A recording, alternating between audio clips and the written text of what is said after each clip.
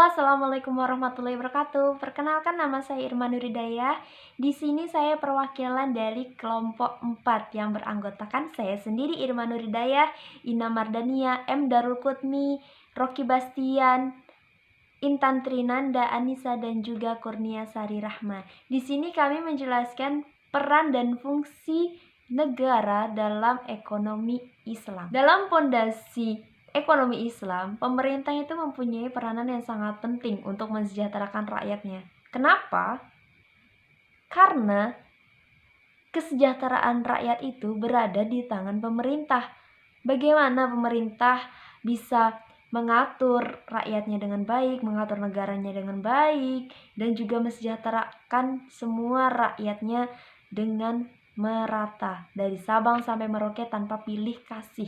Teks Al-Quran dan juga Sunnah pun sudah menjelaskan peranan-peranan pemerintah dalam ekonomi Islam. Yang pertama yaitu memanajemen kekayaan publik, yang mana dananya itu bisa dialokasikan kepada seluruh bagian masyarakat dari Sabang sampai Merauke. Yang selanjutnya yaitu pemerintah memenuhi segala persyaratan untuk pembangunan negara. Jadi negara itu kan pasti membutuhkan dana yang tidak sedikit untuk membangun segala sesuatunya. Jadi pemerintah itu pasti akan memenuhi segala persyaratan yang ada, sehingga tidak ada namanya kendala di kemudian hari. Yang selanjutnya yaitu menggali pemasukan untuk membiayai administrasi publik dan juga tugas-tugas negara. Seperti yang telah dijelaskan tadi, administrasi publik, tugas-tugas negara, pembangunan negara itu pasti membutuhkan dana yang tidak sedikit. Maka dari itu pemerintah harus pandai dalam mengatur dana tersebut sehingga tidak ada kendala ataupun tidak ada permasalahan di kemudian hari. Yang selanjutnya yaitu menjamin para individu agar dapat meningkatkan efisiensi derajat kekayaan, atau dalam artian kesejahteraan masyarakat itu harus setara. Dan selanjutnya itu menjaga keseimbangan sosial dan juga ekonomi.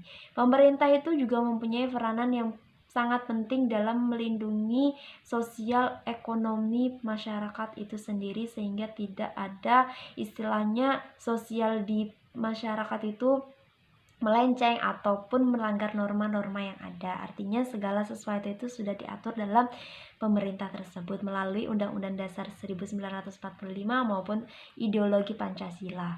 Yang selanjutnya yaitu melindungi lingkungan ekonomi agar tetap stabil sesuai dengan nilai-nilai dan juga kaidah Islam.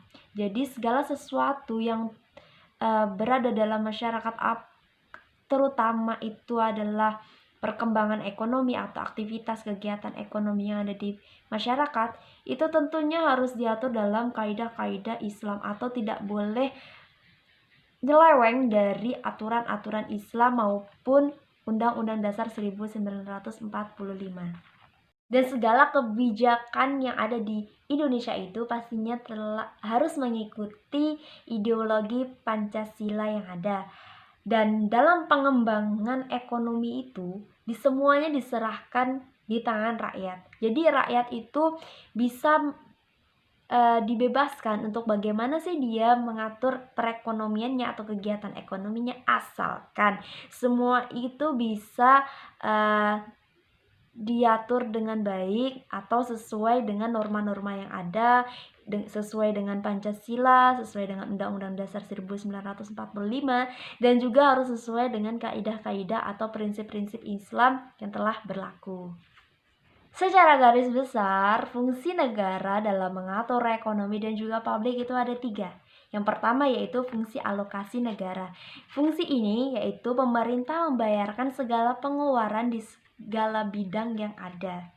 Yang kedua yaitu fungsi distribusi, yang mana fungsi ini masyarakat bisa merasakan bagaimana hasil dari pembangunan negara itu sendiri. Salah satunya yaitu masyarakat bisa menerima premi, merasakan uang pensiun dan juga subsidi yang ada yang telah diberikan oleh pemerintah. Yang terakhir yaitu fungsi stabilisasi, yang mana fungsi ini pemerintah harus menjaga kestabilan perekonomian yang ada, salah satunya yaitu menjaga inflasi. Karena inflasi itu kan pasti sangat mempengaruhi perekonomian di Indonesia. Maka pemerintah harus menjaga kestabilan perekonomian yang ada.